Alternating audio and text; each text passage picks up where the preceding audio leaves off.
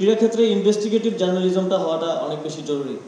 তাহলে আপনারা আমাদেরকেও চোখে আঙুল দিয়ে দেখিয়ে দিতে পারবেন যে কোথায় কোথায় অনিয়মটা হচ্ছে, দুর্নীতিটা হচ্ছে। থাম্বনেইলের সাথে বা ক্যাপশনের সাথে কন্টেন্টের মিল খুঁজে পাওয়া মাঝে মধ্যে কষ্ট হয়ে যায়। তো আমার মনে হয় এই জায়গাগুলোতে যেহেতু আপনারা দায়িত্বে আছেন, আপনারা আরও বস্তুনিষ্ঠভাবে কীভাবে করা যায় এবং অ্যাজ এ স্টেক হোল্ডার কীভাবে সহযোগিতা করা যায় সেটার দিকে মনোযোগ দিবেন। মাঝে মধ্যে দেখা যায় কিছু নিউজ অনেক প্লেয়ারদেরকে মানে ইনস্ট্যান্ট বড় একটা টুর্নামেন্টের আগে প্লেয়ারের সাইকোলজিকে ডিস্টার্ব করার মতো অনেক নিউজ হয় এবং সেগুলো অনেকগুলোই অ্যাজাম্পশন বেসড নিউজ আমি দেখেছি আর কি।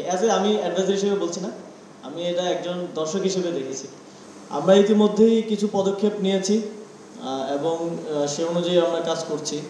যেমন জেলা ক্রীড়া সংস্থা, বিভাগীয় ক্রীড়া সংস্থা এবং উপজেলা ক্রীড়া সংস্থার ব্যাপারে আমরা নির্দেশনা দিয়েছি। সেগুলোকে বিরাজনীতিকরণ করার জন্য এবং যারা ক্রীড়ানুরাগী এবং ক্রীড়া সংশ্লিষ্ট তাদেরকে দিয়ে পুনর্গঠন করার জন্য নির্দেশনা দিয়েছে এবং ফেডারেশনগুলোকেও যাতে সেভাবে পুনর্গঠন করা যায় সেই জন্য একটা সার্চ কমিটি আমরা গঠন করেছি।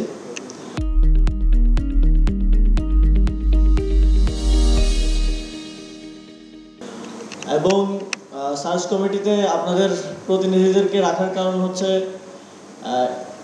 যারা দীর্ঘদিন ধরে ক্রীড়া সাংবাদিকতা করেছেন তাদের কাছে একটা সামগ্রিক ধারণা আছে।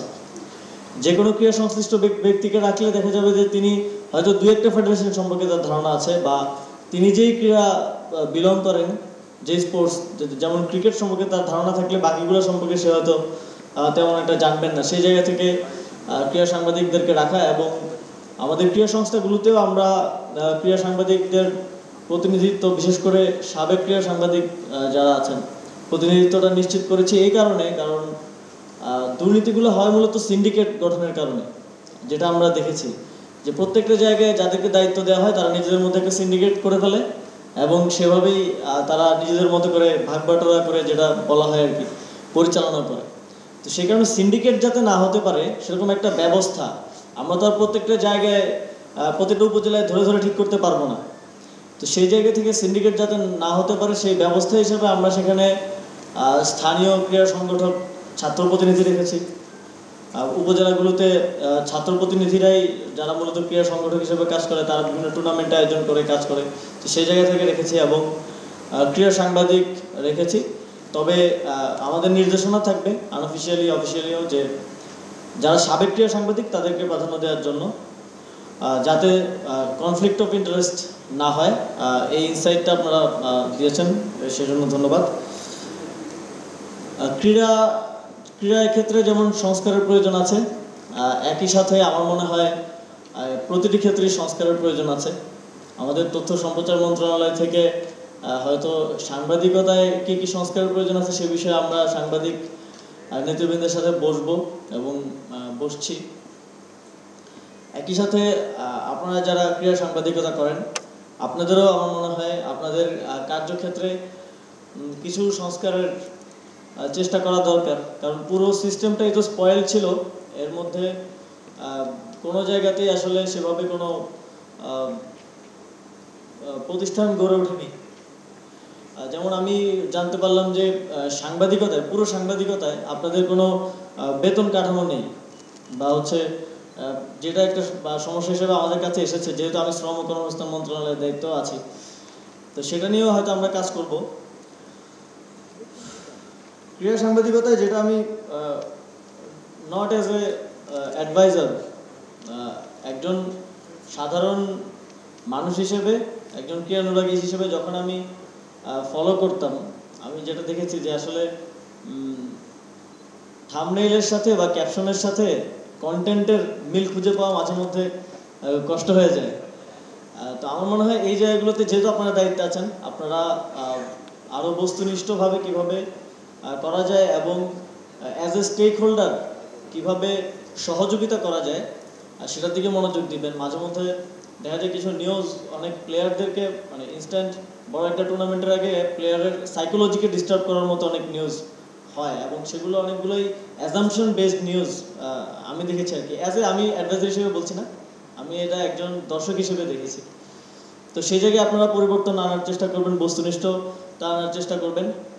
এবং আরেকটি ব্যাপার থাকবে যে ক্রীড়াক্ষেত্রে ইনভেস্টিগেটিভ জার্নালিজমটা হওয়াটা অনেক বেশি জরুরি। তাহলে আপনারা আমাদেরকেও চোখে আঙুল দিয়ে দেখে দিতে পারবেন যে কোথায় কোথায় অনিয়মটা হচ্ছে, দুর্নীতিটা হচ্ছে। ইতিমধ্যে আপনারা করেছেন এবং সামনে আপনারা আরও এর পরিসরটা বৃদ্ধি করবেন। এটা আমার আপনাদের প্রতি একটা অনুরোধ থাকবে। অনিয়ম দুর্নীতিটা কোথায় কোথায় হচ্ছে, প্রত্যেকটি ফেডারেশন, ক্রীড়া সংস্থা বলেন, প্রত্যেকটা জায়গায় সেদিকে আপনারা মনোযোগ দেবেন। এবং একটা গুরুত্বপূর্ণ ইনসাইট আমি পেয়েছি, আমি নিজেও যখন গ্রামে যাই তখন আমি দেখি যে আমরা যখন ছোট ছিলাম, এর আগে তো আরও বেশি ক্রেজ ছিল যে স্থানীয় খেলাধুলার। তো এখন যখন গ্রামে যেতাম আমি দেখতাম যে মাঠ খালি পড়ে থাকে। তো আমাদেরকে অবশ্যই এই যে কনভেনশনাল যে স্পোর্টস ফেডারেশন দ্বারা বা স্ট্রাকচারাল যে স্পোর্টস, এর বাইরে যে একটা বৃহৎ অংশ প্রান্তিক পর্যায়ে আমাদের তরুণরা এখন খেলাধুলায় ইন্টারেস্ট হারাচ্ছে, সেটাকে আবার পুনরুজ্জীবিত করার জন্য আমাদের মন্ত্রণালয়ের পক্ষ থেকে যে ধরনের ব্যবস্থা নেওয়া যায় আমরা অবশ্যই সেদিকে মনোযোগ দেব এবং আপনারাও আপনাদের কাভারেজের মাধ্যমে তাদেরকে উজ্জীবিত করার জন্য চেষ্টা করবেন, এই প্রত্যাশাটা আপনাদের কাছে থাকবে। ধন্যবাদ আপনাদের সকলকে, আপনাদের সহযোগিতা এবং আপনাদের বস্তুনিষ্ঠ সাংবাদিকতায় ক্রীড়াক্ষেত্রকে আমরা একটি ভালো জায়গায় নিয়ে যেতে পারবো। আসলে আমাদের সব কিছুর অবস্থাই তো খারাপ, আপনি স্পেসিফিক বলতে পারবেন না যে এই কয়েকটা জিনিস ভালো আছে। তো সব কিছুই আমাদেরকে ঠিক করতে হবে। আমি অবশ্যই সময় করে পরিদর্শন করার চেষ্টা করবো, আমি ইতিপূর্বে করেছি এবং ওইভাবে আগে থেকে খবর দিয়ে না হুট করেই আমরা চলে যাওয়াটা আমার ওইটাই ভালো লাগে এবং আসল যে চিত্রটা সেটা তখন আমি দেখতে পারি আর কি। For more updates, subscribe to our YouTube channel and click on the bell icon. Follow us on Facebook and Instagram. Download T-Sports app to enjoy exciting games and highlights. Visit tsports.com.